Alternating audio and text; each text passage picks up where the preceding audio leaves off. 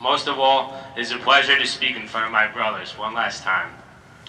I am honored to address such a promising and talented young group of men, the class of 2012. Class of 12 doesn't flow too well, so I came up with something a little bit more witty. Class of Route 144. Mr. Barnaby, it's a bit too advanced for you. You might not get it. So that's the class of 10 plus 2. If there's one thing I've learned in my 6 years here, it is to support my brothers through thick and thin. No matter what decision they make, God willing, it's the right one. I back them up 100%. Importantly, this goes both ways. I've learned that my friends are behind me ever since I've come to learn the one I value the most is that you should follow your passion. Stay true to yourself. Never follow someone else's path. Unless you're in the woods and you're lost and you see a path, then by all means follow it. There are different types of students at Trinity-Pawling. Some are athletes, some scholars, some performers. What I've learned is to not try and blend in with the masses, but rather forge your own path. I believe it was Bob Lowe who said in the senior page, quote, "I used to live in a country where everyone was the same. I was used to following. After transferring to TP, I started to try to be different, to be more like myself. Now I feel awesome being different." We could all agree that Bob is a little different. Accepting the opportunity to come to Trinity-Pawling brought the responsibility that each of us needs to succeed.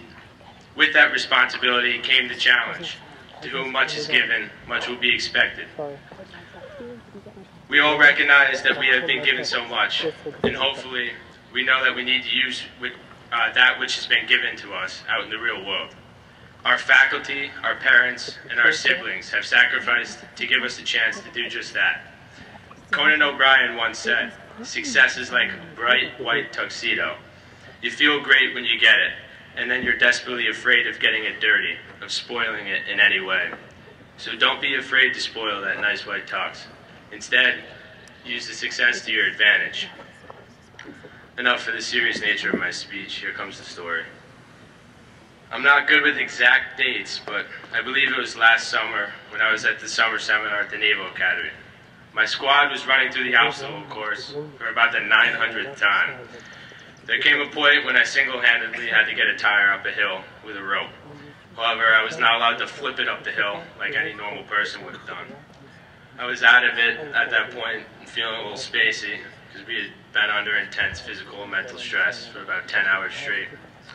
At first, I grabbed the rope tightly and tried to push the muddy tire up the hill. It doesn't make any sense. My squad leader, Dan Hibbert, proceeded to come scream in my face. I had no idea the words he screamed in my face would affect me as much as they did. I don't even think Dan knew his words would be some of the most meaningful and encouraging words I've ever heard. He screamed, "Bottini, you can't use a rope to push that tire up the hill." I looked at him a little confused with my blank face, and it dawned on me, you can't. I've tried. So take from these words what you want, but I took from them what they simply mean.